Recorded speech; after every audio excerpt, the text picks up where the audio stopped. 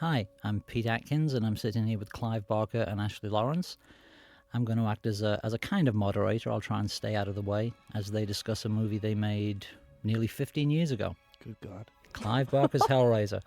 Well, Clive, it is 15 years. Any initial thoughts before we start watching the movie? What are you expecting to feel? I'm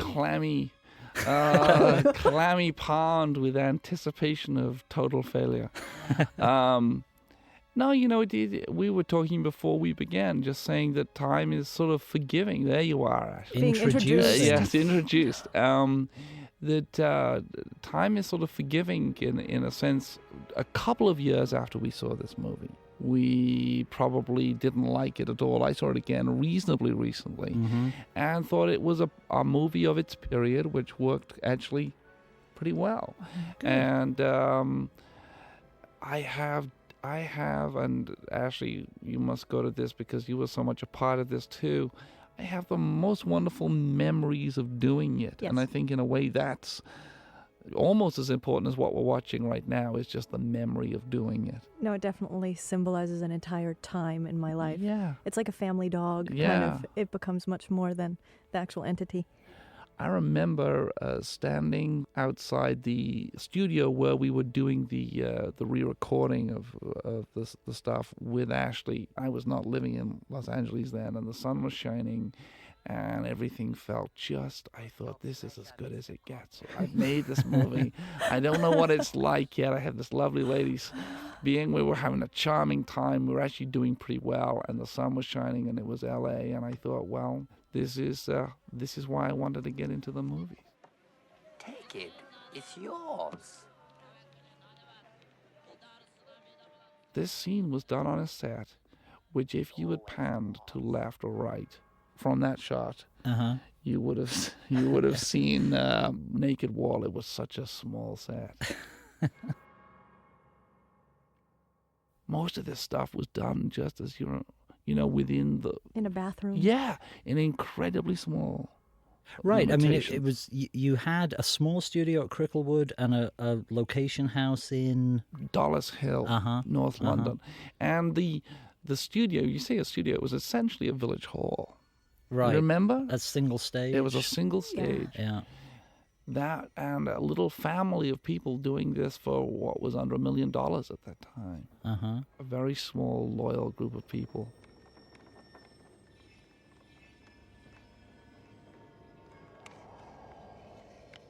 Yeah, and we're looking at some nice Robin Vidgeon horror movie lighting here now. Yes. He's so defined. Right, and I mean, that was the thing, Clive, in terms of commercial movie making, this was your first feature as a director, not your first as a writer, but your first as a director. How important was it to you to have seasoned pros like Robin and Dickie Martin around you? I was surrounded by, look at that, that's pretty grisly. I like the pore marks. Yeah, that was it's really pretty good. grisly. I had Dickie Martin, who edited for Schlesinger and for David Lean, Robin Vidgeon, who'd done a host of extraordinary pictures, and I had Bob Keane and his team, the special effects guys, who had come off Aliens and Highlander and a bunch of other movies. And I think they were all drawn to this because we were doing something which was for the British film industry at that time, and I suppose it's worth saying we made this in Britain. Pretty rare. It was a very intense horror movie.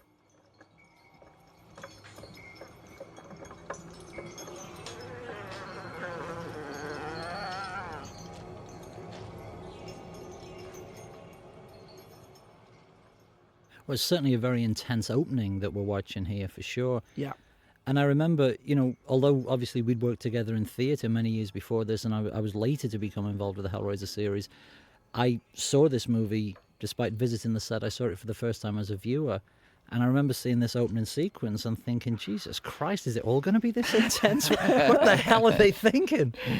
Well, the lessons come from people like Cronenberg. I remember vividly seeing Scanners, which has that exploding head very early on in the movie, and which is one of those scenes which tames the audience. I think horror movie audiences, even now, still need to be tamed in a way early on with something that really delivers something intense, and the audience says, okay, we're in the hands of somebody who really wants to scare us. We'll give them the benefit of the doubt. And then you buy the next 40 minutes of exposition, in effect, by giving them... It may not be as much as 40 minutes. It may be only 20, but I certainly think, and this is for me as a viewer as well, I think you need to know, I mean, the beginning of Jaws, the death of the girl in Jaws, or the opening of the Cronenberg picture of Scanners, movies which have these intense, shocking things going on very early on, which we've just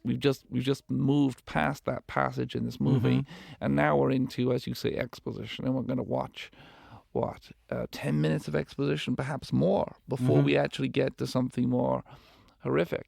And we're going to do some setting up of story. And hopefully the audience is ready for that story because they've been tamed by what preceded Sure. it. Now, had you learned that lesson when you wrote the script, or did you change a sequence when you shot it, or did you change it when you edited it, or did you write that stuff in from the get-go? I think it's part of storytelling generally. I think probably as a short story writer, and I'd written by this point 3 books of short stories and a novel. I think I knew that I needed to deliver some thrills and spills early on in the narrative in order to gain the attention of the reader. So I don't think it's an issue which is just pertinent to movie making. I think it's about storytelling generally. It all goes. I thought half of it was your brother's. I've never known him to kick cash out of bed. Besides, he's probably behind bars someplace. You know? We have to let Kirsty see this place before we do a thing to it. I never liked this scene. This was pure exposition. I never liked it as I was shooting it. It was one of those scenes where we were shooting it, and I was thinking, and it was very early on in the shoot. And I remember thinking, I'm screwing this up. I shouldn't be. I really shouldn't be doing this. I've got a terrific job. You're back on your own turf. We pretty much shot in order, though. We pretty much shot in order, which is I know why the early parts are a little weaker, I think, than the later parts. it's kind of a luxury, though. Yes. To be able to do that. Well, it was for me, and I suppose for you too, because you were a Absolutely. fledgling too. Yes. Was this the first movie you made? Yes. Yes. My first anything. The first anything.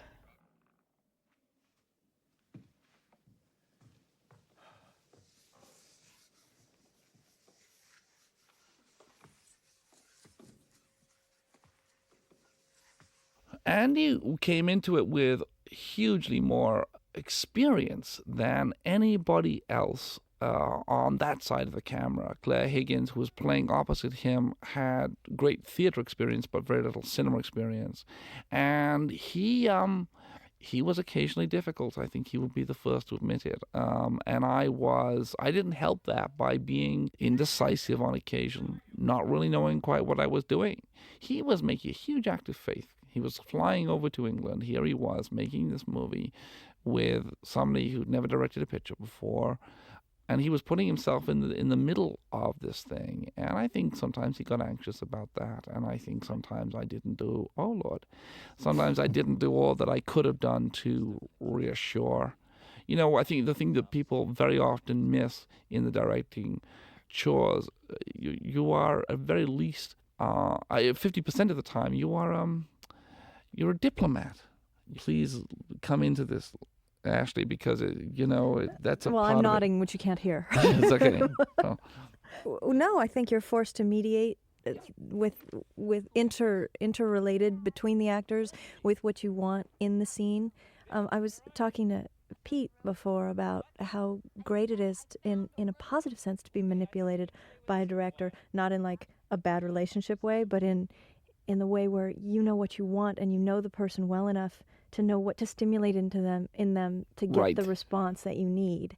And that's really lovely.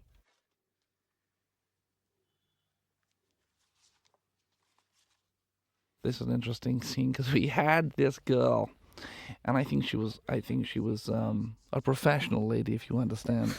And she came up and she shot these stills with Sean Chapman, which were to be these stills of Frank with a prostitute that Julia is now going through. And I remember every single member of the crew trying to get into a tiny, tiny room to see these things yeah. being shot. Actually, I don't think I was even there when they were being shot, but everybody else was. Call me tomorrow. What is nice is that we're sort of setting up a number of storylines at the same time here. It's a relatively sophisticated narrative. You know, we're watching dad and daughter Which on is the also one kind hand. of twisted as she's watching Her own postcards sexual with- thing, yeah, yeah, yeah. absolutely. See, I didn't recognize all that stuff because I was so young, and now I look back and I'm like, oh, that's what he was doing. You know? Well, it's a family saga. It really is. It is a family saga. It's just a very twisted kind. So, Isn't it interesting? One of the things which shows its period is the hairdo. Oh, the hair. The Isn't it? hair. It's always the way, isn't it? But I think again, that's the 2-year gap versus the 10-year gap you were Yes. talking about. It's like 60s fashions looked terrible in the late 70s. Now Yes. they look cool again, and Yeah, but I look like 80s the lead fashion looks singer of bad. You know. Dawkins. Now, we're about to get a little walk-on by, on the left of the screen here, Oliver Parker, who played with Pete and I in a number of theatrical productions, and more recently has become a director himself. There he is leaning on the mattress. He directed the Othello with Larry Fishburne, and more recently An Ideal Husband with Rupert Everett, great pal from way back. We did theatre stuff. How long have we known Oliver? 20 years. 20 years. In fact, Ollie, as It I was an said on audible the sigh. as I said on the Hellbound disc, Ollie was in fact my replacement in Dog Company. That's right. Dog Company was such a collective that I was involved in auditioning my own replacement, which was the first time I met Ollie, and that was 1980. This was a scene that was added at the behest of Tony Randall, who directed number 2, who came in to look at the picture late on and said, we need to open this picture up just a little bit. And remember, we did this on a Sunday morning. I liked that. Yeah, it was very nice. And Tony had a nice architectural sense. And I think it was he who pointed this shot out to me that we could do this. We required an extra probably 10 or 15 grand to shoot that day. And Tony got it for us. It was great. As we added a little bit of money, and it wasn't a lot of money, but as we added a little money, it did help open the picture up now and then.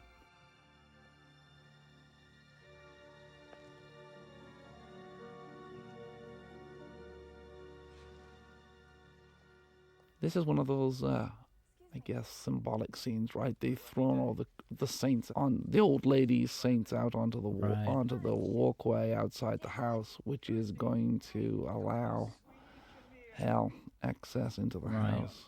oh, great. This is a big house. You like?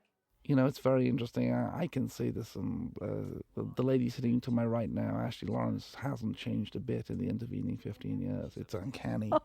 You have... Well, of course, she was only 10 when you shot this, That's right. That's true. Exactly. Exactly. But this is a house. I mean, we should point this out. There's no set here. This is all... The geography of it is exactly as you see it. And I think we knocked one wall down, perhaps. With permission or without? Yeah, no, with permission. I think the house was for sale, if I remember Yeah, right. because someone had supposedly gassed themselves. Do you remember hearing that? They No, had I put the gas on in the garage, and they killed themselves in their Is own that true? car. Really? I don't know. That's what that's what Wow. I heard.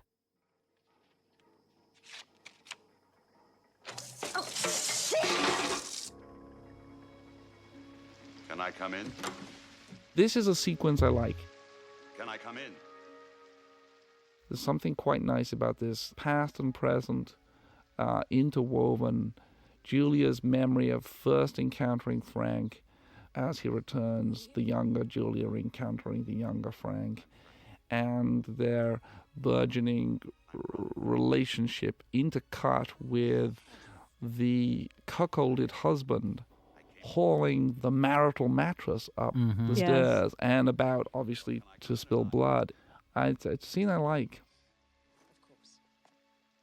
Here's the past. It's Julia's memory of encountering Frank home from Hong Kong, where he's been conquering whores.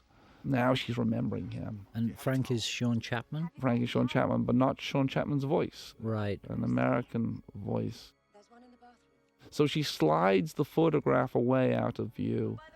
She doesn't want to have any conversation with Kirsty because she wants to really remember in solitude her encounter with Frank. Julia? She goes upstairs into the attic where obviously a lot of this stuff is going to take place. Nice shot from David Barron there, who was our cameraman. This again, all in the house. None of this shot on set. But then we step into a set. Am I right, Ashley? Is this? No, this was This still is in the house. house. This was the house still. Yep. This was the house still. This was still the house.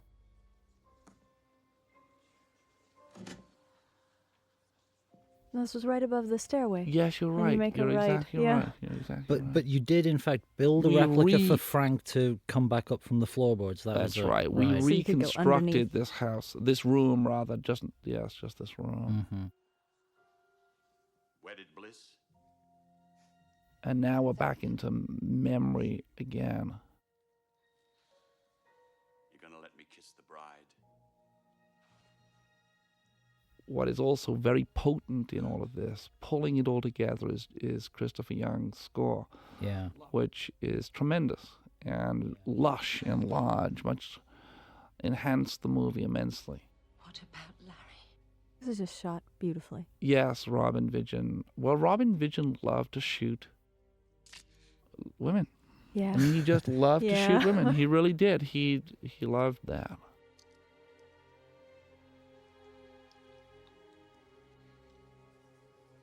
Didn't you have to do this twice too? Because it was so hot. We did, yes. Yeah. We did a scene, we did a version of this which had some spanking in it. And the MPAA was not very appreciative of that. Lord knows where the spanking footage is. Someone has it. Somebody has it somewhere. It's on the internet, I'm Right, sure. right.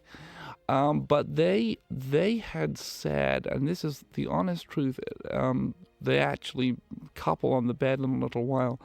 The MPAA told me that I was allowed 2 consecutive buttock thrusts from Frank, but a third would be deemed obscene. Oh, so 2 is all right. 2 is okay. Because obviously Consecutively 2. You're 'cause- allowed that, but 2 is all it takes the MPAA members I would to think come, by I guess. and large. And then, and then what's very perverse and fun about this is here's the moving of the mattress, and here's the nail, and here's the fucking. So we're Right. backing and forthing between the fucking The and nailing. the Well, the nail. nailing and the Exactly. nailing. Yeah, you were there before me, the nailing and the nail. Right, exactly. But actually, I mean, what's nice as well is the third element of the intercut, which is Claire's face when she's remembering this. And as you say before, it's a family saga. Yeah. And Everybody's in this. right. It's never enough. And that's a nice shot. That's a very nice shot. I know people who've, slowed that down to see how much genital detail there actually is in it. Please. Yes, it's a nice interweaving, and there's a lot of plot elements Absolutely. revealed in all of that. And character and theme as well, because it is this her longing for this lost passion. Right. It unleashes a lot of nasty stuff. Well, literally now we're Right. watching the blood Him is bleeding. begin the unleashing. Right. It is what cinema can do, not uniquely, but cinema is very good at this kind of marriage of elements, the past and the present. Mm-hmm. she's also like his mother. She there, is, isn't not she? his lover, and that's Yeah, she is. Well, that's how my mother is when I bleed. Just don't look at it. Just don't look at it. denial is good. Denial is good. Yeah. And then this is where may we be actually related. oh, for sure. This was very simple. This was just rigging blood to come up through the nail holes, and then the filming it in reverse. And this is where we had the fake room, Right. because we moved below the floor. There's a little plastic bag there, which was being inflated, I think, probably by Bob Keene's breath. Right. It's just an accident. He's all right. Look, will you drive? He needs stitches. Yeah, Sure. The keys are in the kitchen. And of course, we're back in the regular house again. Mm-hmm. And there's a lot of value to be had, particularly in a low-budget movie, from real geography, from a real place. I think we got a lot of qualities, atmospheric qualities. Absolutely. It really did become kind of laden with the whole experience day after day. Yeah, and it got very cold. It was November. There was one toilet. We all knew each other very well by the end of the... Intimate group of people. Now, tell me again, Ashley, are we back on the set again now?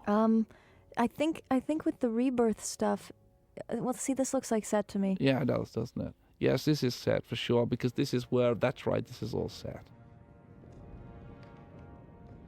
And this is where Chris Young's score, which becomes large and rhetorical, and it's almost like a waltz score, isn't it? Just tremendous.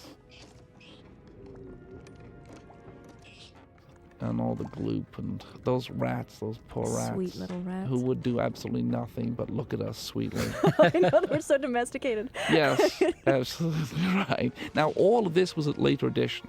Now, the sequence was later edition, Yes. or you'd shot it once? No. reshot? It was all a later edition. What had happened in the original draft was that because I knew we didn't have money for a sequence as elaborate as this, we'd seen the blood drop onto the floor. We'd seen it disappear into the floor. We didn't have that shot moving below the floorboards.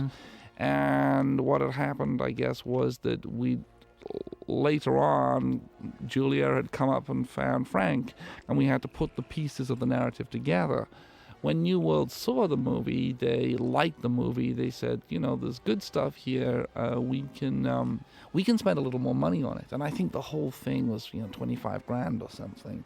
But Bob Keane was exceptionally good. He gave us a wonderful deal on the creation of this piece of special effects because it was something he'd always wanted to do.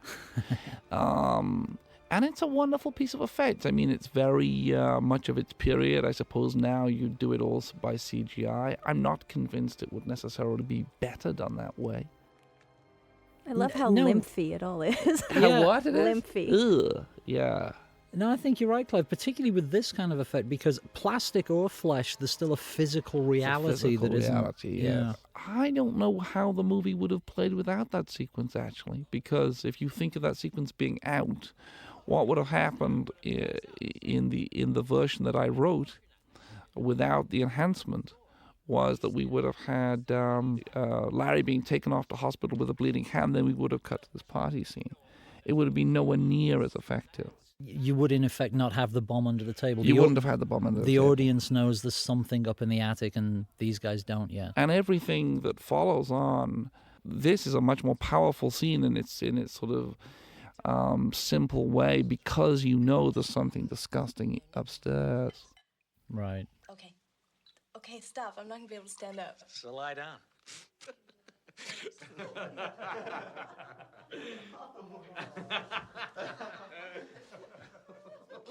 Mr. Nelson, who's standing or sitting rather to the left of Claire there, has passed away since we made this movie. He was one of the first, there he is, one of the first, I guess we would know him from Boys in the Band.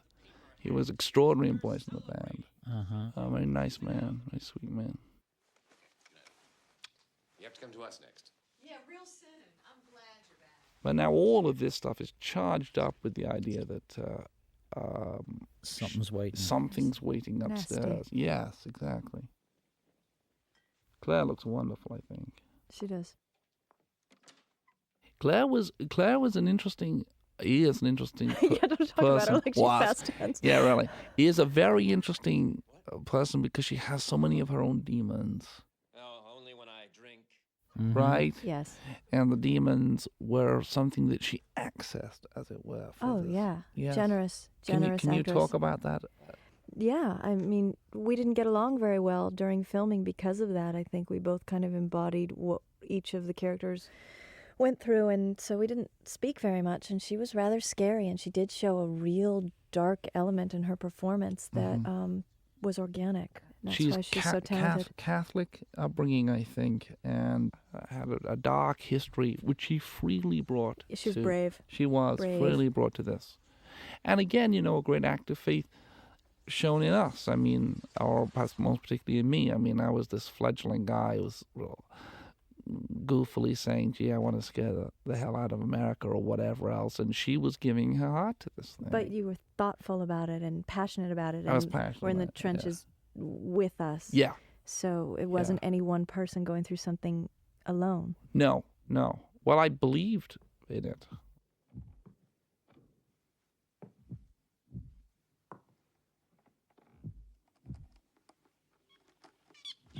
Oh, God. I'd forgotten that shot. The happy rats eating their oatmeal. Yes. Was it oatmeal?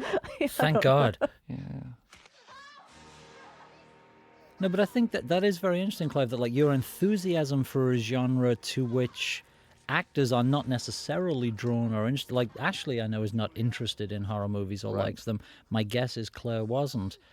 But your passion for the material, your belief in the material can win the actor over to bring a seriousness. But each character is very human, too. So Right. it's what they're going through. It's not scary to be scary. You have a reason for every single thing that's done here. Mm-hmm. Help me.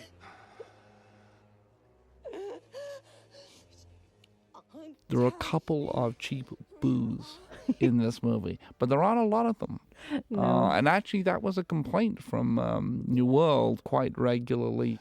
Though it wasn't opportunist enough, it didn't really deliver enough of those little jumps. It was a time when movies were very jumpy. A Nightmare on Elm Street had come out, Sure. which was a very effective boo machine. Halloween had been Right. very successful at making people jump.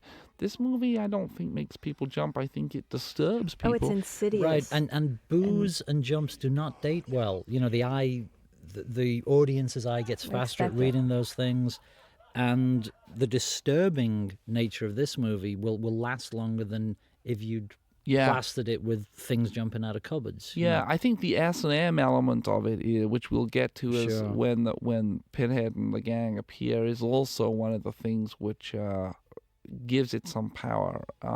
This was before people had really before that, piercing and S&M had become almost hip. Yeah, exactly.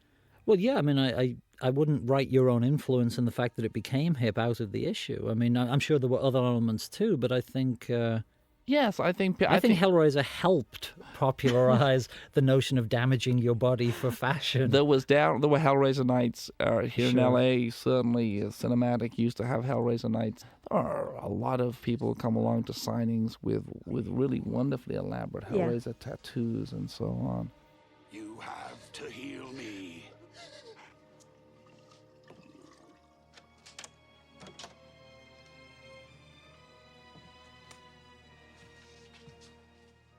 That's a nice gothic shot. I've always loved that one. Yeah, she looks great.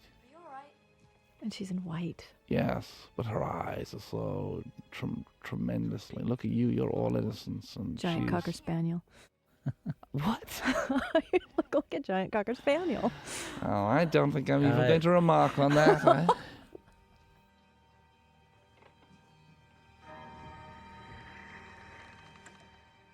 Yes, a nice closure and all of that. Uh-huh. This is supposed to be America, of course, and there's a nice English train going by. Well, I mean, but to be fair to you, it wasn't supposed to be American when you shot it. No. There was redubbing. There was redubbing because they had discovered that they thought the movie had some life in America and that it wasn't going to work if it was perceived as a British picture. Mm-hmm. I don't know how much truth there is in that, in hindsight. Perhaps there was some truth in that. What do you think? I don't know. You know, we live in a decade now where they subtitle Ken Loach movies. That's So true. It's completely So true. maybe they're right. Maybe it would have... Yes. Actually, could you just lay a couple of Hellraiser myths to rest? The tramp, the guardian of the box we just passed, He's not me. is not you, and it's not Alan Moore, the famous comic book writer. No, either, it right? would have been Okay. wonderful if it had been Alan. I like this shot. But It's great. yeah, the one where we pull out from the lovers there, and then we crossfade to here's the nascent love affair. It's not going to last that long, but Do they and then ever? you go to the two, to what marriage really is. God. somebody lying, snoring, and farting on one side of the bed while the other one has a good smoke and curses the moment they ever got married. And their bed looks like a cage. Right, exactly. And we probably knew that. And then remembers that moment of pure love when and here's the reality. Here's what Frank has become. Cinema can do those things. To go from the Sean Chapman's a very attractive man, and now we're asked to believe that this is what he's become. And here's Julia, who's fresh from a masturbatory memory. Well, she looks the most open, the most innocent in the whole film right here. Right, and she's about to say, "I will commit murder for you," and all she gets is a kind of little thankful grin of gratitude from him. I like that moment when all the lights go out. Yeah. Mm-hmm. A dream sequence. This dream sequence really, as much as anything, because I love Argento movies and I wanted a moment of pure Argento surrealism. It never came off quite the way I wanted it to, but because we didn't have long to shoot it. No, am I right? we had to wrap. This was like a 1 or 2 take thing. Right. And You look great there, actually. Your eyes are great. The This was makeup one is of my great. favorite scenes. Yes. But everyone was wearing masks because of the Feathers. feathers and the smoke, and then you were all telling me it was fine. Lying. Is that what you're saying? Lying? It can't hurt you. We're wearing masks. Yeah. Yeah, no, it's a but great sequence. you described what was going on for me because we didn't have any of that. No, we didn't have the puppets. We you didn't were have anything, describing did the we? baby crying. You were Yeah. describing what I was seeing. Kirsty? Kirsty? Kirsty! You all right? Yeah. When they made Lord of Illusions, somebody was remarking upon the curse of having to act opposite things that don't exist. Famke Janssen, who's in the movie, she said that there were large sequences where she was playing opposite illusion. It must be very, very hard. I've done very little acting, and on screen, just Mick Garris has asked me to do a couple of things on occasion, and I've done them, and it's been great fun. But I get so nervous. How do you get nervous? I get nervous if I don't believe in the project or I feel like there's incompetence around. Right. If I feel safe, no. And a lot of times I like it when something's not in front of me because whatever I can drum up in my own imagination, I know what I'm going to respond to. Or how you were, and giving me a visual, giving me metaphor, giving me things I can relate to and respond to immediately. Right. But you knew that. Right. This is a nice moment, I think, coming up off the man returning to his bed, and there's the thing. He looks almost sweet there, too. Yeah, like a baby, like a little boy. And now another of my favorite sequences, because the story starts to really catch some momentum. You know, Mother's going out to work. And she's in black now. She's the Black Widow. It's, one reviewer called this, Ibsen with gore, or Yeah. Chekhov with gore, or Yeah, something. yeah. And certainly that's true because of the family saga. But Strindberg, I think it was Strindberg. Oh, well, with gore. much classier. Yeah. But the moment where she walks out of the house dressed like that, and I use the term as a compliment, we moved to high Gothic. Yes, completely. It's the metaphor now The overtakes. femme fatale.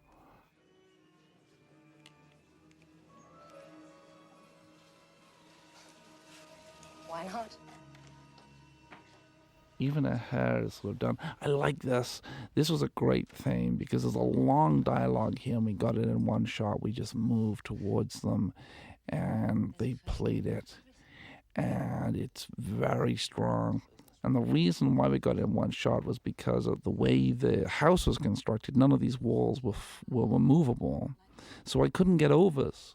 And I couldn't get singles on these people because there was nowhere to go with the camera. So I did it in one slow tracking on them. Got ahead of the game incredibly because we got the whole sequence in a very fast. and it had a wonderful reality to it. Very little light, just that backlighting through the vestibule there. Two performers who knew exactly what they were doing. No coverage. I think we probably had 2 takes of it. You know, this was probably the second take, and that was it. And performers who know what they're doing is the single greatest aid to a director, Performers right? who know what they're doing and care about the project, have learned their lines, and don't trip over the furniture. Right. That's not my line, that's Noel Coward, but... And it's quite a long sequence here, you know. I mean, we've been watching this for a while, and it's all in one. And on a low budget particularly, It's a gift. We were ahead of the game. Right. And it, you know, I'm sure I boarded it so that there would be overs and singles. So we ended up doing it all in one shot as opposed to perhaps 5. And we were ahead of the game and maybe made back a little bit of lost time on the picture. What's going on? Now, I don't want to lose the nice narrative flow you're giving through the whole movie, but it was your first time as a director of the feature, and you saw that what you just did was a better way to do, maybe pragmatic, but a better way to do the sequence. How much learning were you doing on set? Like, would you have known that was a better way to do it until you were thrown in the deep end? At the end of the day, I'm not sure I think it's all pragmatism. You know, in this room we have an actress, we have, I should say actor, that's better, an actor, we have writers, I paint, we make movies. Chris, who's taping this over there, is a screenwriter. A lot of arts practiced in this room, and I think that one of the common elements surely is that you very often pragmatism is what it comes down to. It's not how's it best done, it's I have to have it done by Monday. Right. And that's the simple truth of it, you know. It's the simple truth, and occasionally when you stop worrying because you got to get it done by Monday, pragmatism gives you the best version. Very often gives you the best version. Because you don't think too much. You don't overthink it. Loveliest woman I've ever seen. Oh, Christ. What's wrong? I love that he's wearing black socks. I love that he's vulnerable. Yes. I love that he's there in his underwear and she's about to hammer his brains out. Yep. And it's an inversion of all the things we were watching. There's Gothic, if ever there was. Mm-hmm. Yeah. That was cut by the MPAA. Again, a count of strokes being the issue? Or? Yes. They're really into that. And I never put it back because, you know, it was stronger and nastier without the material. There's probably 2.5 shots gone, and I think she hit him an extra time. I think there was a close-up. I know there was a close-up of a hammer on the head. Mm-hmm. And at one point, I had the choice to put it back in again, and, you know, it was better and it was more violent the way they had demanded that I do it. Mm-hmm. This is nice, coming down off her as she's gasping, looking at the monster coming in and the body twitching like that. And then the door closing. And then the door closes. Yeah. A lot of closed doors. Small house. And here we're into a piece of something that is going to play as domestic farce, because he has she's just committed murder in the family house. She's got to get the blood off her. When's the hubby going to be home? That's a great shot. Her eyes are so wonderful there. She puts me in mind of Charlotte Rampling in that shot. Yeah, right. And there she is dressed in blood and black lace, like a lace. Mario Bava title. Yes.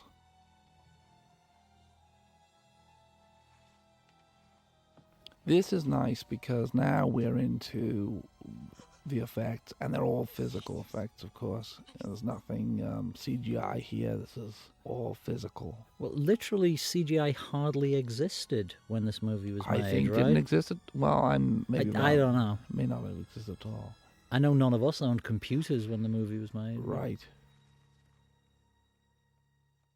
This is beautiful, I think. An actor called Oliver Smith in this makeup, the thinnest man we could find, with obviously several layers of makeup on top of him so that he still looks skeletal even with those layers of makeup. And I was very fond, and Pete, this goes back to things that we had looked at when we were kids together, or at least adolescents. Titian did a series of etchings for a book of anatomy for an anatomist called Vesalius. And you'll recall how obsessed I was with those images. I recall being a flayed man for you. I mean, I flayed you and put you in a much cruder version. in a tiny movie. Exactly. Now here comes the domestic comedy because Daddy's home, you know. Right. And when we just trot on the corpse and look, he's just arrived, whistling.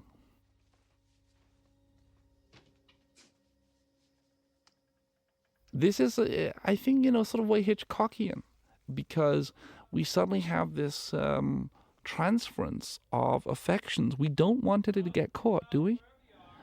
She's just committed murder. This is Norman Bates taking the body of Marion Crane in the car and dropping it into the swamp and then finding the damn thing won't sink. Right.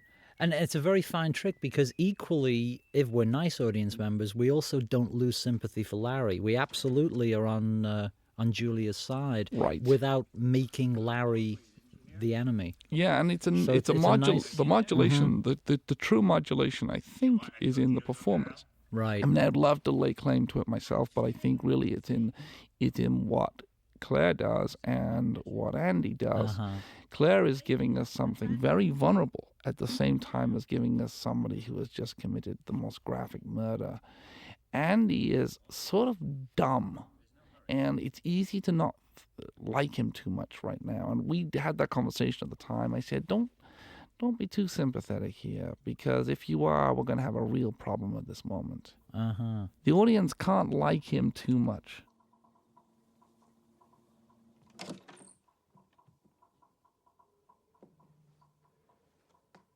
This is nice now.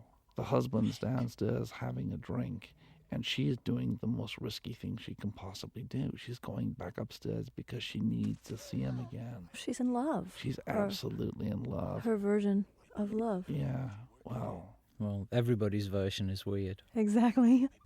Yeah. To heal me completely. That really is a nice sculpt job, though, isn't it? Isn't it beautiful? Look at that skin. Yeah. Isn't that beautiful? And Oliver, who smoked constantly. That drip of slime from his chin as they're speaking. Oh, yeah. He would sit there smoking and the makeup would go on. Just a moment. Just a moment, she says. Put on some music, will you, babe? It's like those wonderful pictures you see on the set of Frankenstein, or Bride of Frankenstein, of Karloff with a cup of tea and the cigarette. Yes, yeah. He would sit there smoking with his his full Vesalius makeup on. But what I liked about those Vesalius etchings was that they were so elegant and so classical. And I think that one of the things that Bob Keane and his team achieved was a kind of perverse beauty in what Frank is. He's grotesque, of course, and as you say, Ashley, he's dripping all kinds of disgusting Lymphy gunk. But there's also a beauty in it. Well, and his an elegance, insides are for sure. exposed. Yes. I'm sorry, I'm new here. You're gonna have to wait. Yeah, I think because he moves and he articulates, and I think, like you said, the Vesalius pictures, he didn't do them as cadavers. He didn't do them as corpses. They looked like, this is what we'd look like if we didn't have skin. They were leaning on pillars, right, and almost conversational. Remember this scene we had to shoot in 2 hours too, do you remember? Yes. And it was very early in the morning. We turned up and... The night before had been a particularly nasty shoot. Had we done something disgusting or shot something disgusting, or just we were just tired? I think it was just a high anxiety. Okay. And then we had all those darn things. Now, when you cast him, were you clear about those? Like, how do you feel about crickets, kind of thing? Yeah, I think I was pretty honest with everybody about the nudity, the violence, and the crickets. The maggots were a surprise, though. The maggots were a surprise. They were. I take that back. I don't think I was entirely honest about that. Well, no, you we had a maggot wrangler. We did. Yes, and you walked up to me very quietly and you said, Ash, I want you to see something. And you put your hands in this vat of maggots to show me that they wouldn't hurt, and then got me to put my hand in the vat of maggots. And the maggot wrangler told me they wouldn't hurt me because I was still alive. And that was the day that all the investors in their three-piece suits came to watch. You know what I do remember also is the noise they made, because they kept them in the fridge. Ooh, yeah, that little Well, they put sawdust in there. yeah, so it's the rustling. They stank. I like this actor's look a Yeah. lot. Another of those simple sort of, yeah. I like to be careful.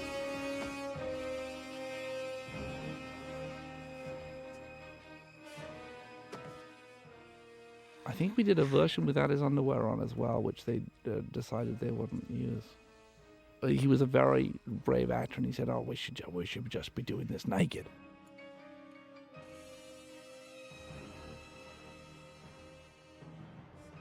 And her hair, of course, looks even more fabulous. She's getting more- better. Right. She looks more like Cameron Diaz by the moment. As drawn by Patrick Nagel. Right. Or Elsa Lanchester. Or I mean, Elsa the hair Lanchester. gets bigger as she comes Yes, in. I was thinking of something about Mary. But yes. And she's taking pleasure in it. And she's taking pleasure in the darkness of it. Here's where I was inspired by watching Oliver smoke while he was in makeup. I said, I watched him doing that one day, and I said, Right. wow, we should just do that.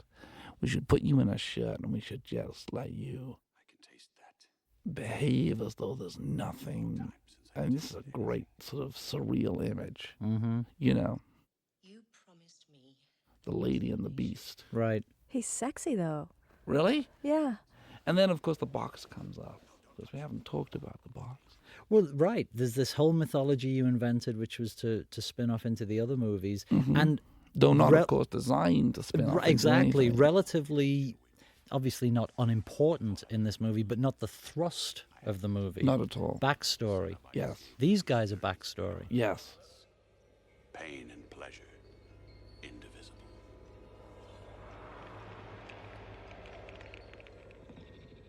These shots of Sean Chapman upside down were shot when we were testing the cameras. Really? And we decided to see if we could get away with something we would be able to use in the movie. We hung him upside down, we poured blood all over him, and the poor man puked like a dog. Oh, really? Yeah, he suffered. This was the first, and we swung him around. And this was before principal photography had begun. It was the Friday before we began shooting on the Monday. And he was so brave, and I thought, we really have a great guy here who's just willing to step up to the plate. They won't get me back. This I love, this sort of strange romance of the decayed man, or the semi-resurrected right. man, and his lady love talking in the shadowy attic.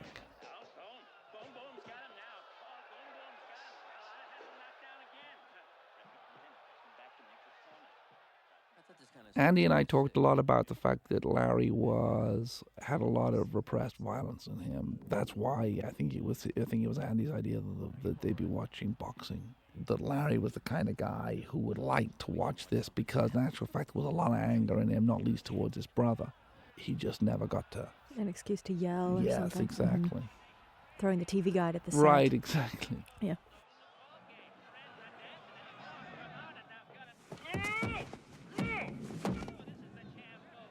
What was that?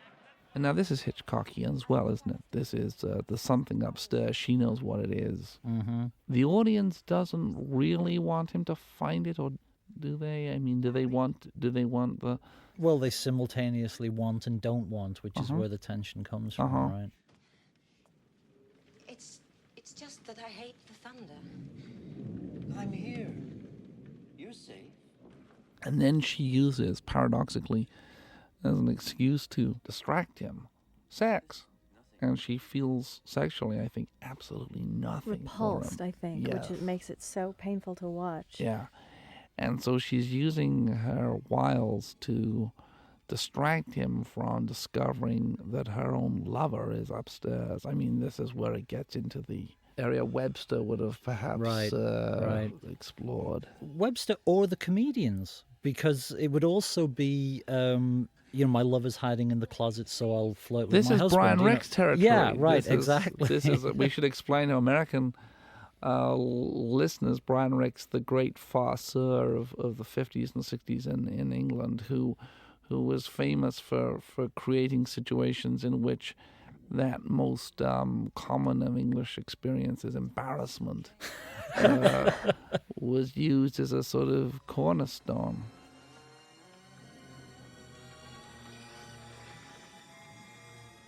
Now we're fully expecting him to be jumped. This is a Boo moment that doesn't deliver, consciously, I suppose. Nothing to be afraid of. Mechanical rats. Well, delivers by not delivering, I think. It's not that there's not a satisfying payoff to that Right. scene. It delivers by not delivering the expected. And now while we are waiting, now what we're asking is, if the monster isn't upstairs in the attic, then where is it? The door is open to the, and now we see. Mm-hmm.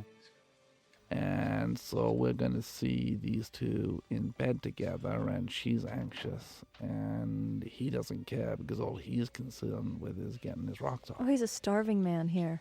You're good. That's right, he is. He's a starving man, isn't he? We get the monster's POV through the lattice of the closet, and she's still watching, anxiously afraid of what the heck's going to happen. I mean, she's got her husband and her lover in the same room at the same time. If things were going well, they'd all just... Yeah, right. I don't need to finish that for you.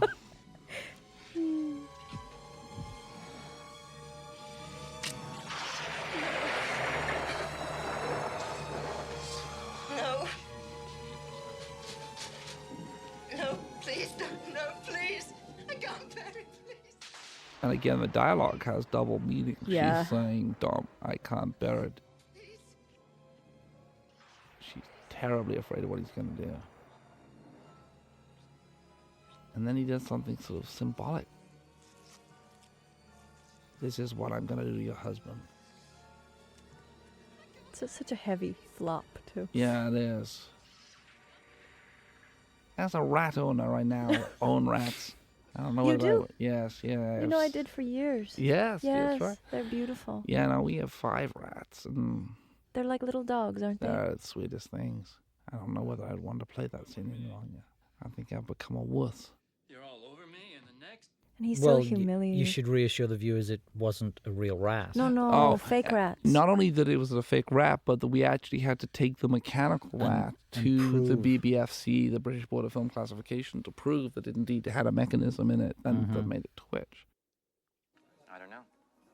This was another of those scenes which we did in an hour. We did this in an hour because we turned up to do it, and the Chinese restaurant where we were shooting it, which was in Hampstead, there was some miscommunication. We arrived, and the fellow who was unused. letting us in, do you remember, wasn't there, and we Yeah. waited outside or for perhaps 2 hours waiting to find him to let us in. By the time we'd got in, everybody got their makeup on, we had time for a wide shot and Like one take each. one take each. Yeah. Yeah.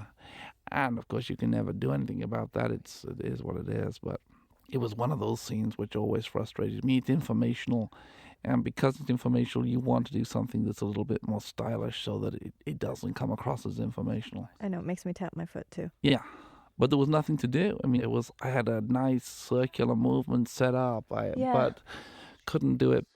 Somebody to talk to. You can't love him. You know I don't.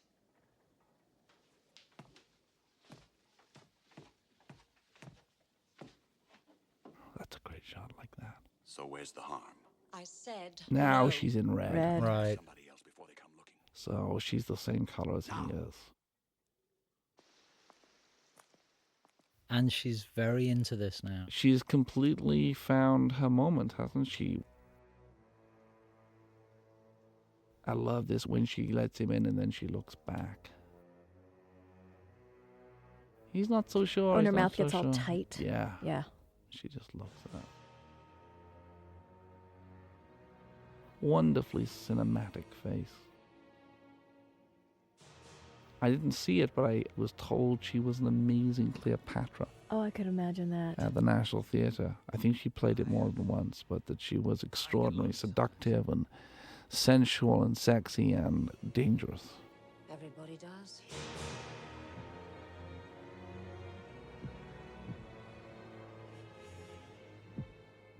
Waiting in the wings. This is the set again, I think. Am I right, Ashley? I think so, yes. Because I seem to remember we got a top shot out of this when we had to climb up. A game? Jesus Christ! Gleaming. Yeah.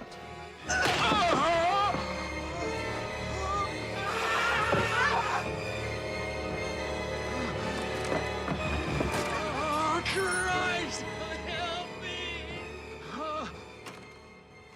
I like that this victim is kind of pissed off about the whole thing. Yeah, absolutely.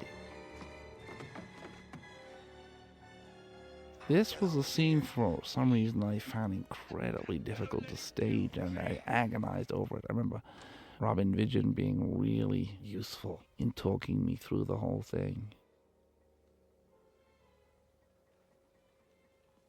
And then when you get up there and there's a little fight with him, it all became much easier. I don't know what it was, whether the actor, the victim, was having a difficult day. I don't know what it was. I just remember it being one of those days when I really felt my amateur status was showing.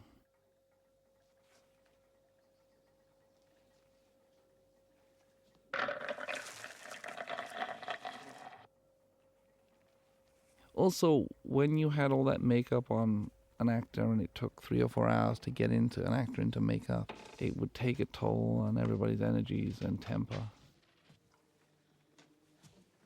Interestingly, Pinhead, who everybody would think of as being sort of Mr. Hellraiser, Is hardly in this one. has hardly appeared, has he?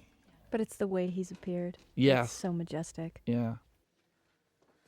But it's definitely been, I think, a case of less is more in this narrative, at least. Mm-hmm. This is about a bunch of human beings and how they manage to misuse one another emotionally. And the demoniacal stuff is simply an addition, you know.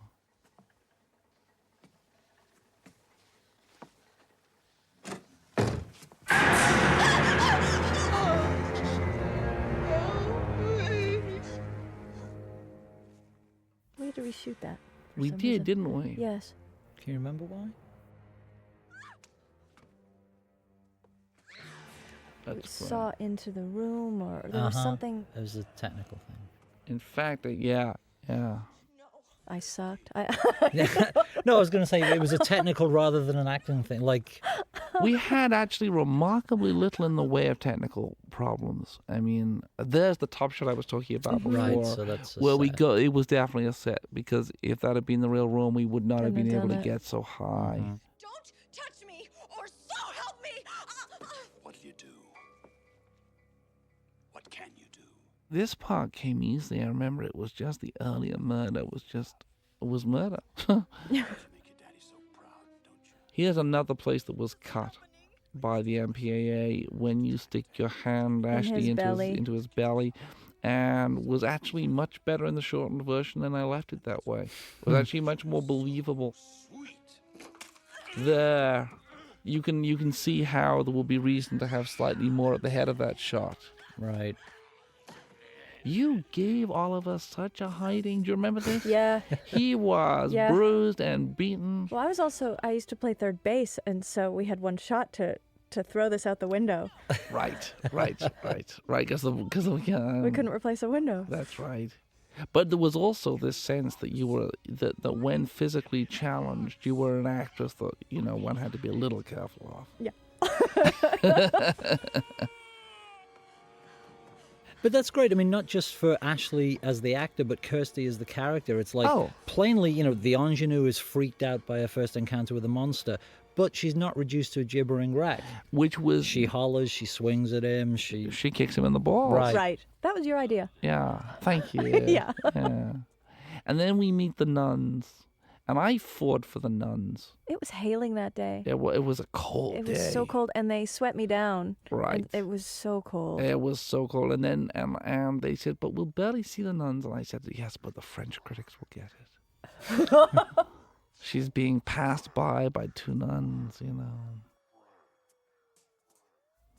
I remember you really not liking this sequence when we saw the picture again together for some reason. Do you recall that? Oh, vanity, I'm sure. Oh, okay. Because I quite like it now. I think it's good, actually. Yeah, it's really... Well, also, it was so unpleasant for me to shoot. Yes.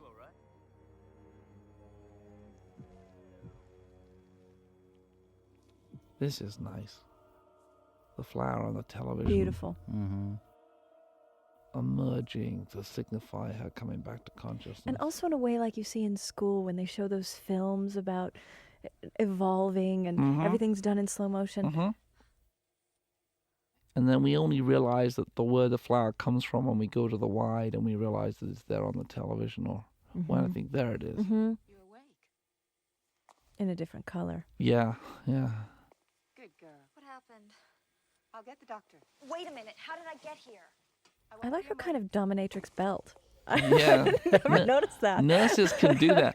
Yeah. I'm sure it wasn't conscious. Yeah. Please get back into bed. I have to call my father. That's easily arranged, but first, back into bed. It's important. It really is. First things first. We'll get your telephone after we've talked. What about this? Ringing the bells? You were hanging onto it like grim death. This is where the box and all its significance starts to play in the movie. I mean, up until now, it's been pretty much a movie about a bunch of human beings. Right. I mean, it It has keeps supernatural growing up, elements, yeah. but the supernatural elements haven't been hugely significant. Now, I suppose we're in the third act of the movie. Right. We've just begun the third act of the movie. We move into a supernatural realm. Literally, a door is about to open into hell, and our comprehension of the kind of narrative that we've been watching is going to change. And that's sort of interesting.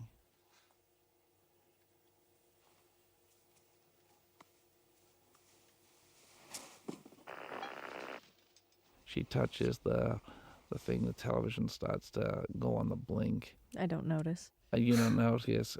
She starts to solve the problem of the box. Well, it's a very seductive box, too. It's beautiful. Simon Says, one of Bob Keane's designers, designed it, and it really is was great. lovely. And it served well over the periods of the various movies. It's appeared Sure. in lots of... I like that shot, too. Oh, yeah. That's great. This was fun because it did something particularly tricky when it goes back down. Right. Oh.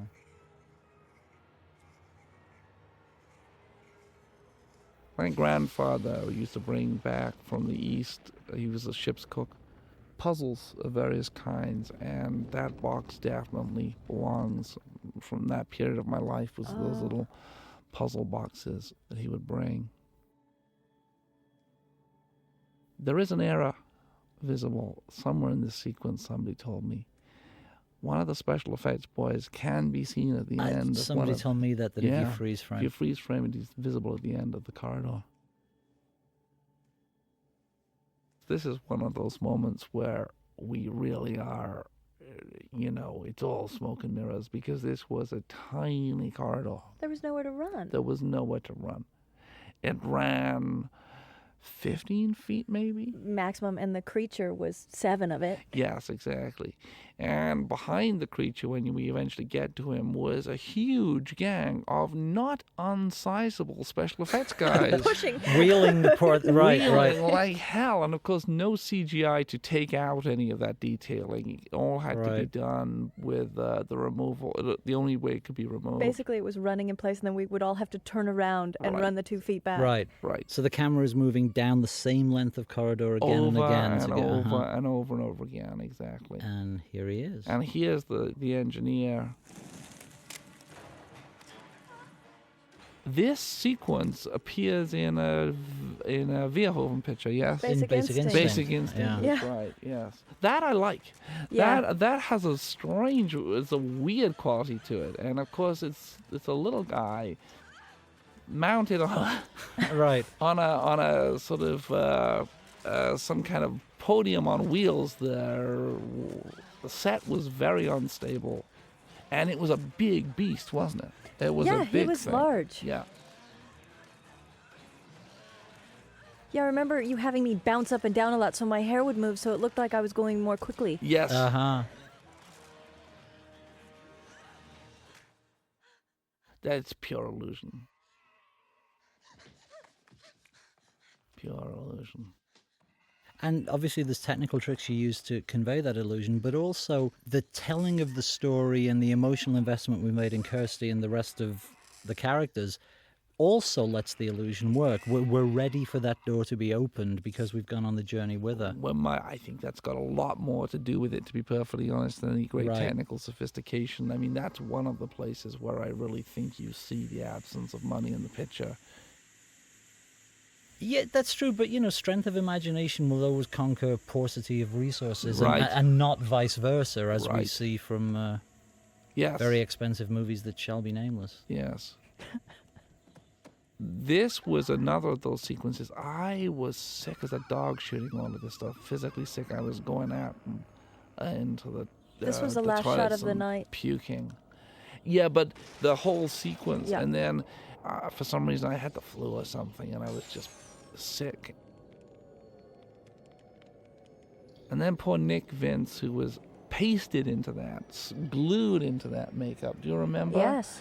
And I could not get out of it because that was the only way we could Well, pull he the took illusion off some of the skin on my upper palate when he put his fingers Oh, in my my mouth because he Lord. couldn't see my mouth very well. Right. And we did like 7 takes of this for technical things. I remember we had to Yes. keep stopping. Yes. Did we reshoot this? No. We didn't? No, they actually wanted to do the sound over, and you said no because you wanted to retain the original energy of the scene. rawness Yeah. of it. I remember being very aware that this was, we either sold the guys, Here. effectively here, and it was genuinely powerful, or it just would never work. Right. And I got very self-conscious. I don't know if I've ever said this before, but I got very self-conscious about the fact that they all looked ludicrous. There was this guy with pins in his head, and when Doug walked on stage, I would love to be able to say that I went, oh my God, that's a revelation. I didn't. I thought, this is a screw-up, Barker. People are going to laugh. And I think you're always walking that line. Sure, and plainly history has proven that you walked on the right side of it because nobody laughed at these guys. No. Particularly Pinhead became iconic. And now you made a very interesting decision then. This is their first major appearance and you bathe them in light. You don't Yeah. keep them in the shadows. Yeah. There's that very unsettling over neon look, Yeah. which interesting choice. Well, And- I think Robin Vigeon had some very plain views about this, which he and I disagreed about them. Robin was very much of the old-fashioned less is more tradition view, and I think maybe Robin's opinion very much was that you showed less, and my opinion was that these were cool creatures, and we'd spend all this money on the designs, so you may as well see them. This is my cousin, by the way, the When he female masturbates her Cenobites. throat. Yes, exactly.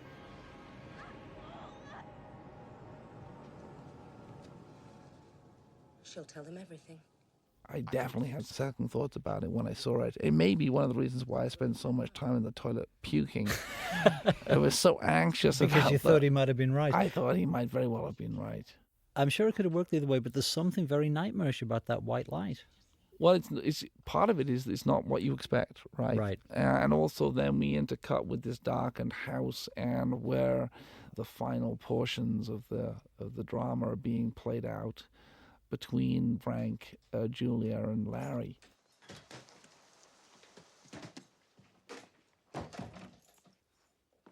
Well, you also expose the Cenobites. I mean, Yeah. and they're nasty. And they're nasty. They are nasty. Yeah. So there's they're very graphic. when they're when they are exposed, they're just worse. Yes. It's best you see for yourself. I left her here safe and sound. I even locked the door. Well, she's not here now. You've said before, Clive, if you don't have the right guys under the latex, that stuff isn't going to work anyway. And again, as with the characters who don't play in prosthetics, you got believable performances. Performance, and This was one take too. This was. Yeah. And this was late at night, do you remember? Yes. Everybody was so weary. And you know what she did right before the scene? She petted me right before she walked inside to begin the scene. Oh, she did? Yeah. Just to give you a Yeah, and she trip? sang a little song or something. It was just, yeah. Oh, to really creep Very you out? antagonistic, How great. It was beautiful. That's a lovely shot. And then she remembers. Oh no, she doesn't remember. She's doing this it, is but real. she's doing it with her lover in Frank her and husband's Larry's skin. Mm-hmm. When I first auditioned for you, I remember you were like on your way back to London, and you said, Yes. "Okay." It was a cold reading because you guys couldn't find who you were looking for, and you said, "Okay, your uncle is in your father's skin, and he's trying to have sex with you and kill you, not in that order." I was like, "Oh God." Tell that story of how we found one another. Oh, I was in a teenage drama workshop with someone who was PAing, I think, in the office over at New World. Right. And she had said, "I know someone who would be right for this." And you were like, "No." Right. And she was like, no, we're not even friends. She's just this girl in my workshop. And they called me and said, "Go there now." And you went to the offices. I went to we the did it at you the were offices. on your way to the airport. Yeah. Jennifer Tilly came up to me at Universal, and I'd auditioned Jennifer Tilly for this role. Can you imagine? It's a very different movie. I was so afraid that something happened to you. We auditioned an awful lot of people, and you know what you did? That you did two things in that very small room. You screamed your lungs out, and you wept. Oh, yeah. And I remember thinking, we have, and you know, I here, weep a lot. there you see, there it is almost. I mean, you were completely willing Well, to that do was that. the one take thing. Yeah, that was. Yeah. But look at them. I mean, look at who I was working with. Yes. I They are the Macbeths. I couldn't go aren't wrong. They? Yeah. They are the Macbeths. You also didn't care about looking messy and dirty and. I like it better. We Yeah. talked about that.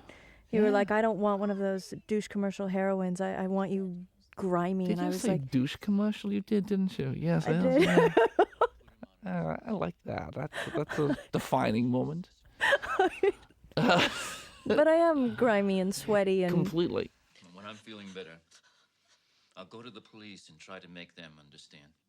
God knows. I'd liked immensely what Dario had done to Jessica Harper in Suspiria, where Jessica ends up looking incredibly messy and wet, and you know, she's the rainstorm, and even from the beginning of that movie, she looks completely sort of beaten up. I don't believe this. Believe it. Look, you see, Claire's even playing She's with petting you with me there. there. Even there, I don't think I had ever seen that before. She's just messing with you. oh yeah. Show her. There was a tradition in, for instance, the Friday the 13th movies that the boys and the girls looked very perfect. Yeah. And see, he didn't touch me like a daddy should either. No, he does this thing with the eye too, which he invented on the spot. Oh, when he sloshes it around. Yeah, and we said, what are we going to do? We said, well, just put a noise on it. Let's listen.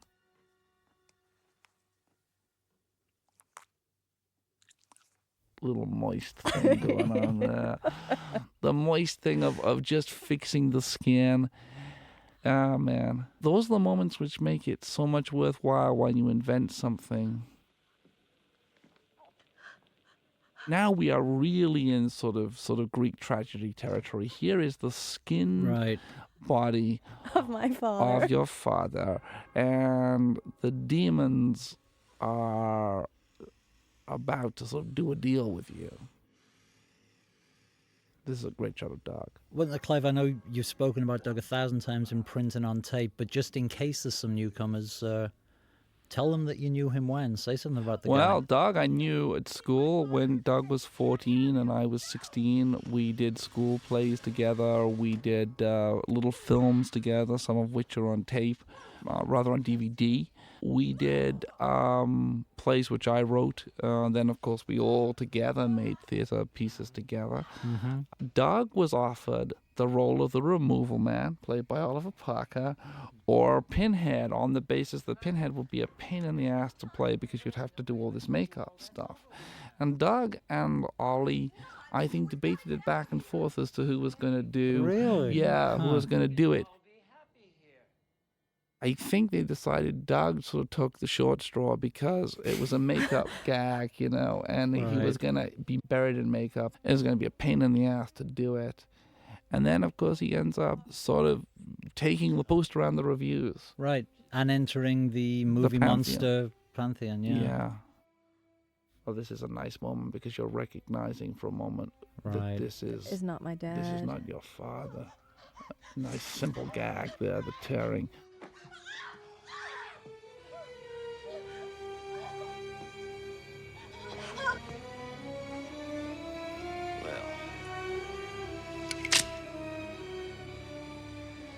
So much for the cat and mouse shit.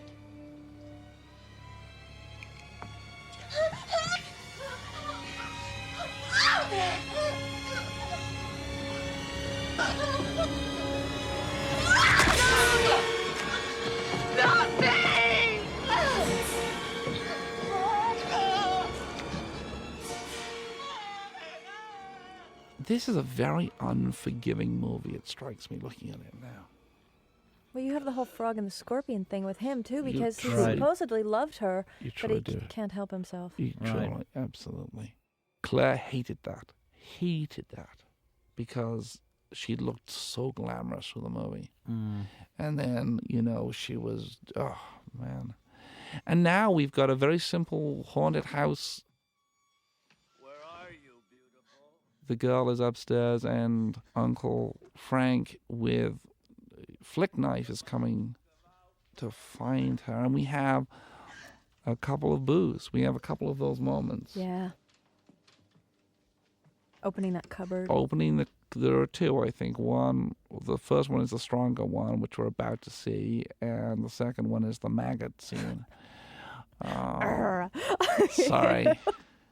But what's great about this is that we're really reduced to the simplest of dynamics now, a pursuit in a sort of haunted house.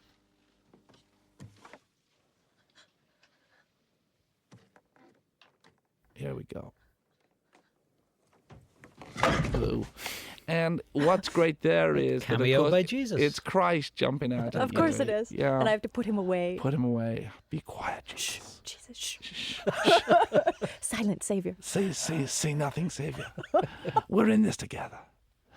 And then we had this tiny little space, and you recall that I threw the Maggots. the maggots down your cleavage. Yes, but again, I was sprayed down to be sweaty, so they stuck. They were in my did. bra. They were in my jeans. If it's any comfort, they found their way down my underwear as well. So I had sort of, you know, And the investors were beaming because it was such a tiny space, and there they were. We kept having to move them out of my eyeline, and they were just so happy to be witnessing this.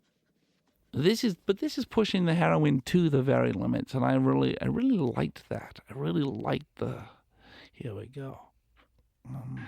Well, I'm not brave. I don't want to be courageous, and I don't want to be there, which is really nice, I think. Yeah.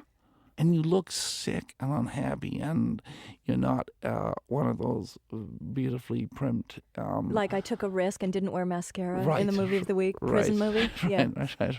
Right. The Farrah Fawcett Major's dramatic classes don't wear mascara.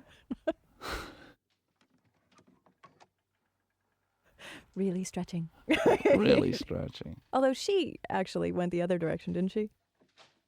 What, too much mascara? No, in the whole extremity. Oh, I see. Yes. A saucer of milk for Miss Lawrence? No, I was actually defending. Rare.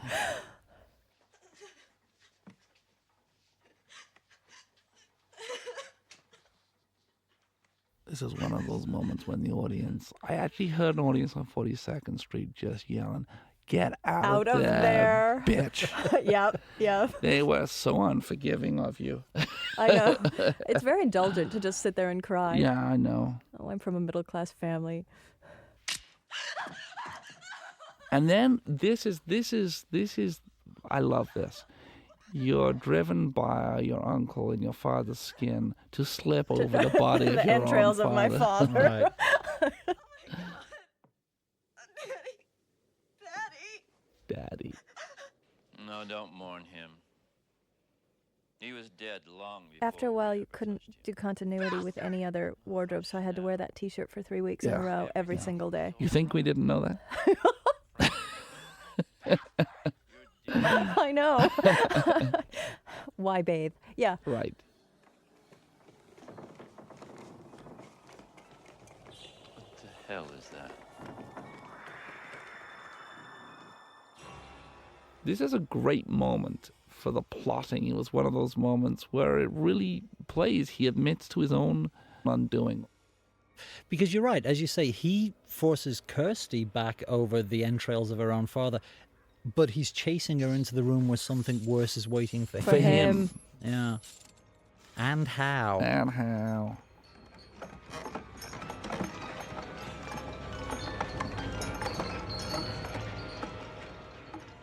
There's a scene coming up which is I'm asked about more than anything. There's a line coming up which I'm asked about more than anything, which is Andy's final lines, Jesus wept. Andy's choice, a brilliant choice, shortest chapter in the Bible. I had him saying something much coarser like fuck off, actually, and it was just, really subtle stuff like that. Yeah. And Andy had said, no, I want something different, and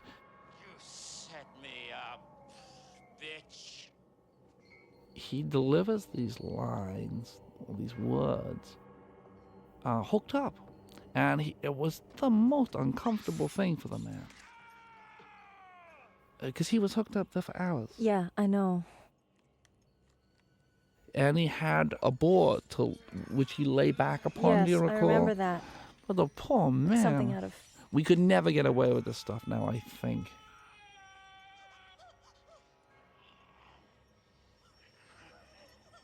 And see, Pinhead loves me. He lets me go. I think the great thing is that he's indifferent to you.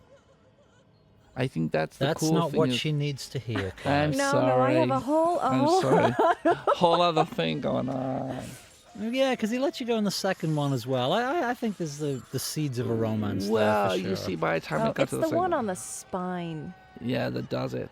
But here he was hooked up, and he could not move because all those chains were in That's him. where his being a real pro came in, though, because I remember he was amazing. He during was. this. Jesus wept.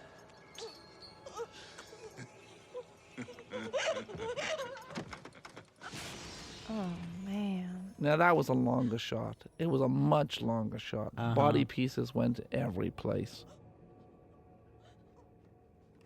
Again, well, perhaps that one in another life I would have let run slightly longer. It looks slightly truncated. I don't know where the hell we would find that material now. Right. But I'm surprised that they made you trim the explosion, which at least is an end to prolonged human suffering, and kept the shot before it. Well, we had to cut a lot of the Around licking of the lips. Yeah, right. But But that's not suffering, that's enjoyment. right. So well, you that's can't what they have didn't enjoyment, like. that's the what they thrusting, didn't too, like. yes. Yeah. Remember we added that at the end, being able to pry from her fingers? Yeah. And here we were shooting against time. Do you remember we had so little time? And we had Doug on that teeter board. Do you remember?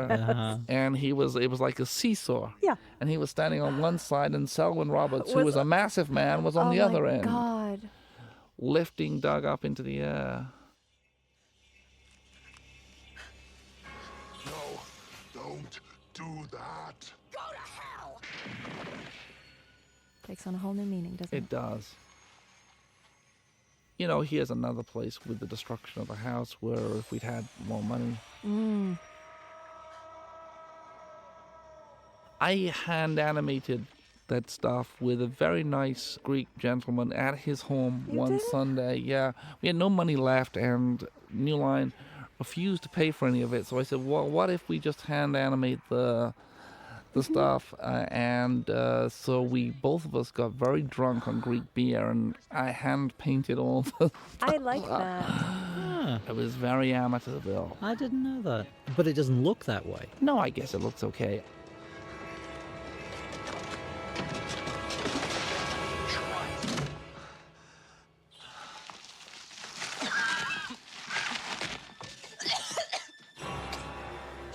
Oh, the bride. Yes. We got this in one. Vision said we'd never get it, that it would never fall directly on him. And we got it in one. He said, "You lucky bastard." And then we couldn't have the box hit him, do you remember? Mm-hmm. Because we only had one mask left at that time, and so it all had to be fake. And the poor thing couldn't see to back up. Yeah, You trusted me. Yeah, well, he trusted you, which is even more important.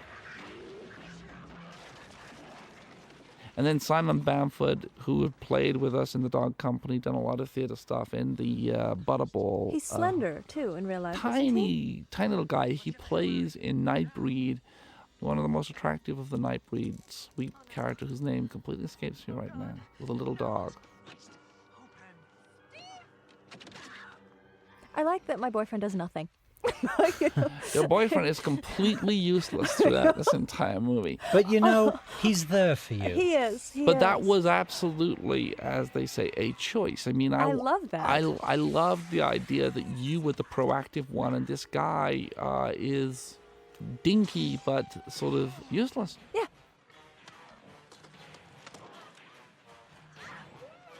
And actually, I think that's one of the reasons why people like the movie, is because you are so proactive. Have some balls. Yeah, so to speak. We had so little footage here, and This was actually fun, though, because you were just shouting out, like, what to do. Yes. Give him a right, left, Right. snarl, scream. And shooting at night, do you remember? Yeah. And that wind machine, Oh, everybody yeah. filled with dirt.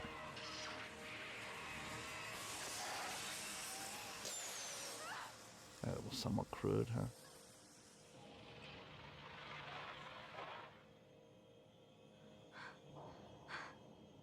I don't think Robert, who played your boyfriend, had a whole heap of a great time making the pictures. He was miserable. He was. Yeah.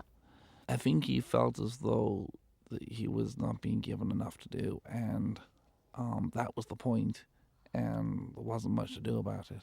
He wasn't playing the conventional hero. He Right. wasn't defending you. He wasn't doing any of that stuff. He was your foil.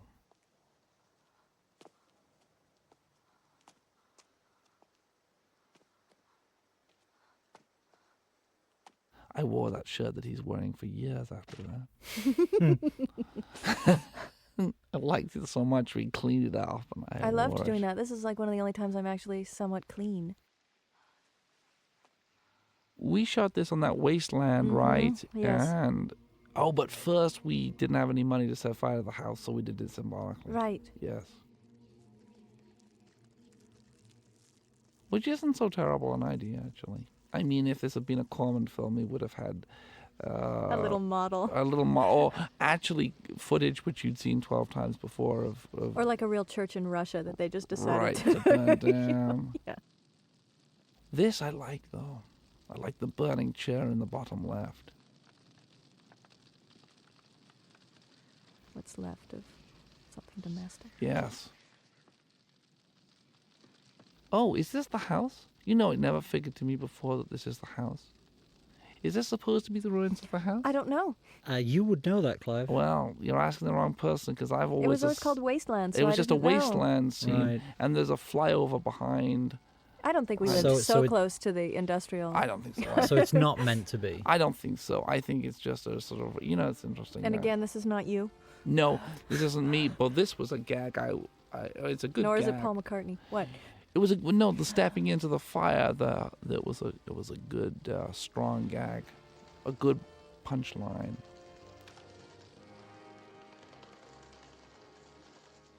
The total burn on the guy there, And then Bob Keane producing this monster for, I think, something like £700 or something. The squealing pterodactyl. This, because we had no money left. Yeah. Absolutely nothing. And we needed it for a couple of shots, and he gave us something This looks like a really bad Gap ad. It does. Yes, it does. Yeah, exactly. And then the nice full circularity. With Very the cockroach, nice. too. And you Yeah. know, I never realized we don't see the creature fly away. I mean, No. it's a nice trick. We get the POV flight instead. We but, couldn't show because it didn't right, do anything. Right. but my memory of it is that the creature flaps its wings and flies That's away. good. And then there's a Yeah. symbolic little version of the beast painted on the wall.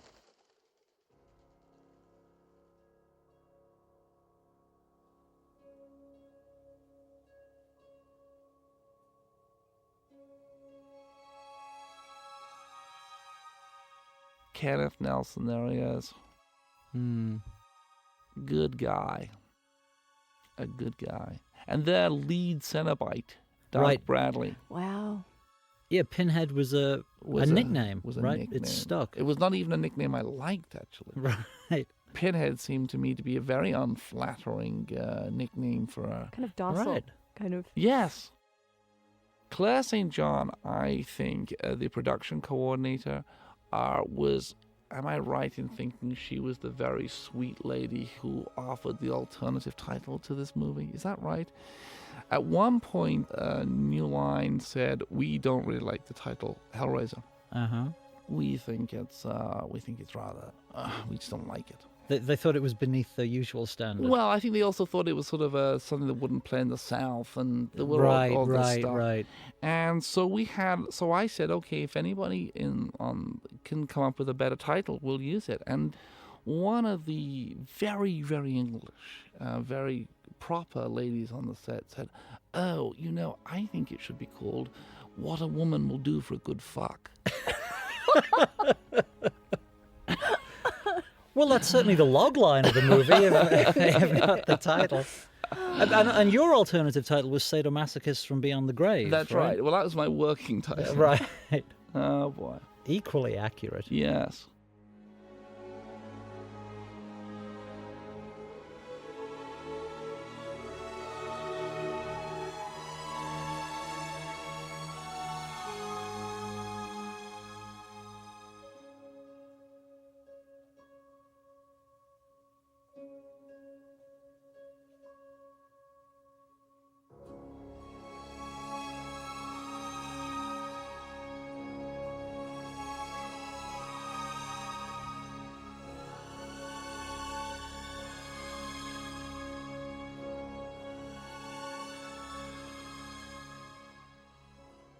All right. Well, thank you guys. Well, Say goodbye to your Bye. listeners. Thanks, and thank you for listening to this this mixture of memory and nostalgia. Actually, it's made me want to go and make another cheap movie.